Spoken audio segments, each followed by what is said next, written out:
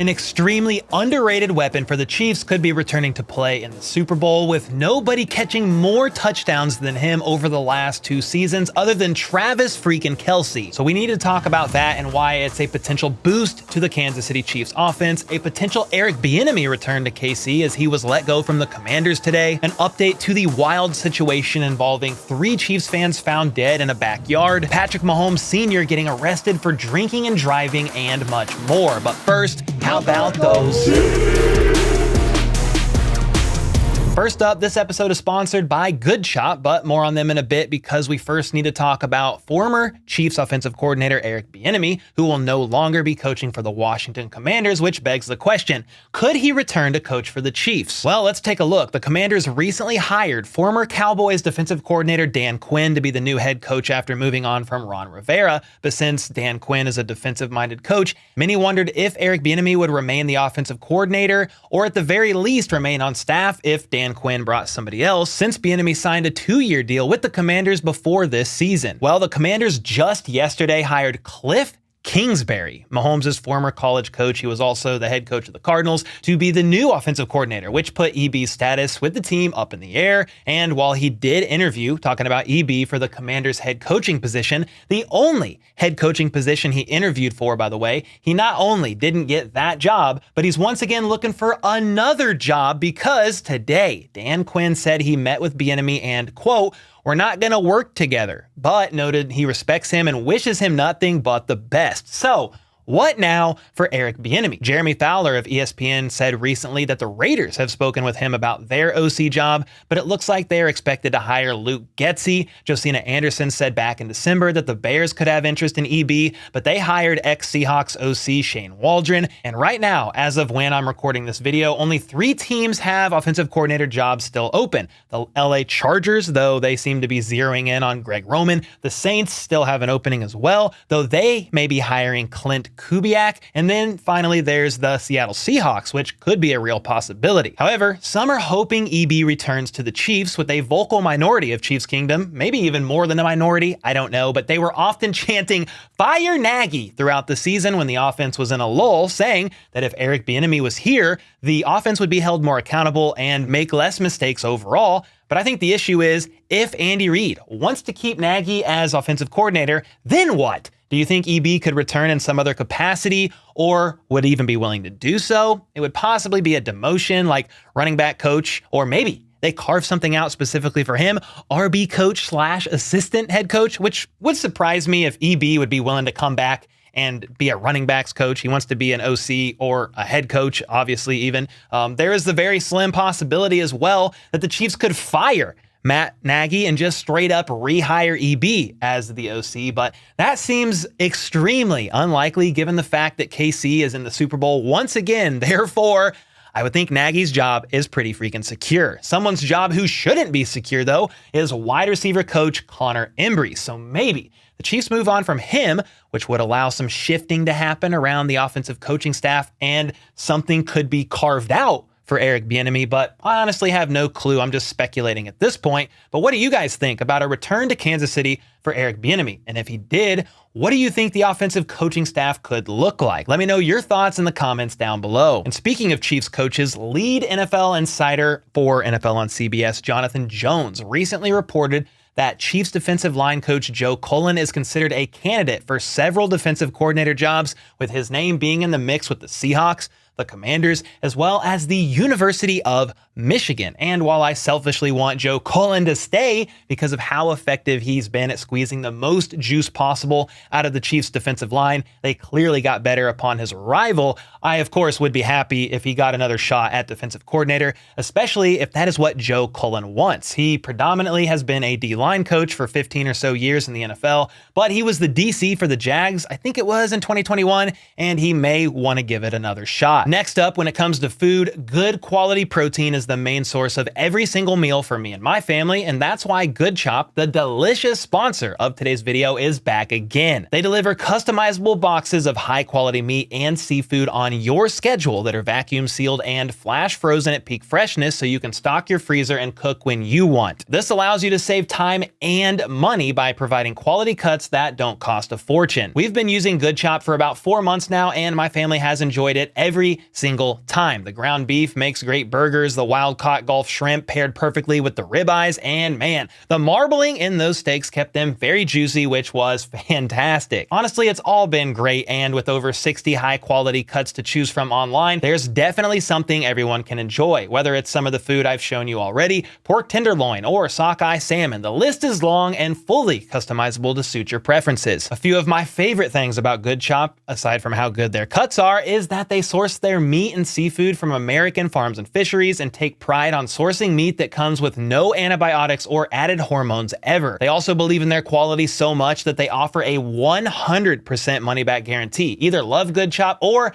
get your money back. And to get your box of customized high-quality American meat and seafood, as well as show support for the channel, go to goodchop.com/YouTube and use code HBTC120, or click the link in the description down below to get $120 off across your first 4 boxes today. Again, that's goodchop.com/YouTube and use code HBTC120 to get $120 off across your first 4 boxes. Jerick McKinnon might be returning to play in the Super Bowl. That's right. On Friday's video, I said I'm not very confident he returns from IR to play in the big game, considering he had core muscle surgery to repair that, as well as something that got tore off the bone needed put back on there in early January, being seen on crutches in the locker room around January 10th. But it looks like there is a real chance Jerick McKinnon does indeed return. It's either that or the Chiefs are doing some smoke and mirror type tactics in the lead up to the Super Bowl. Either way, on February 3rd, so 2 days ago, it was announced by Ian Rappaport and others that the Chiefs opened up McKinnon's 21-day window to return from IR,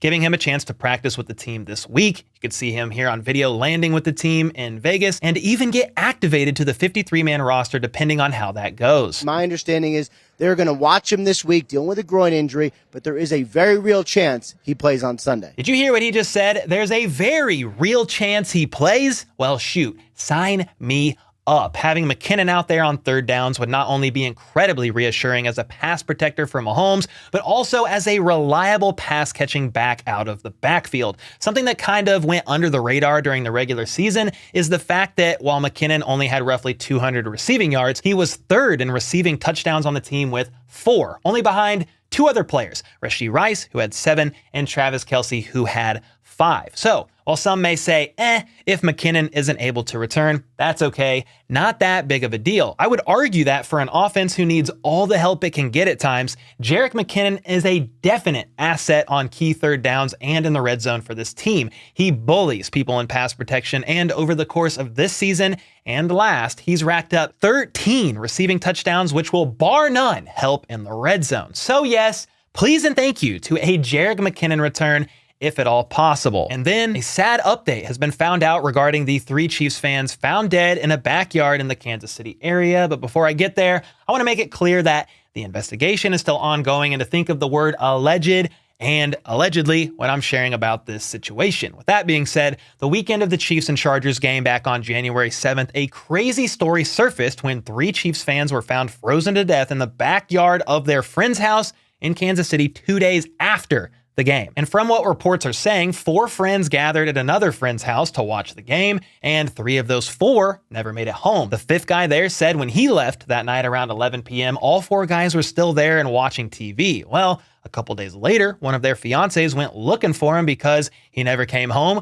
breaking into that house, and that's when the bodies were found, with all 3 of them being frozen in the backyard. The guy who rented the house, Jordan Willis, reportedly had no idea his friends were dead outside, saying he had no knowledge of that and was, quote, asleep on the couch for 2 days. His lawyer said the last memory he had is of his friends leaving out the front door and didn't know what happened until the police came Tuesday night to his house. Casey investigators then said there's no foul play, and a Casey police captain said this case is 100% not being investigated as a homicide. And since this happened, Jordan recently moved out of that place and checked into a rehab, calling the deaths of his friends an enormous wake-up call. Another said he was basically depressed about all this that went down. So, of course, everyone has been wondering what the heck happened, because you don't normally just go to a Chiefs watch party and end up dead in the backyard. Well, early toxicology reports have recently allegedly discovered cocaine, fentanyl, and THC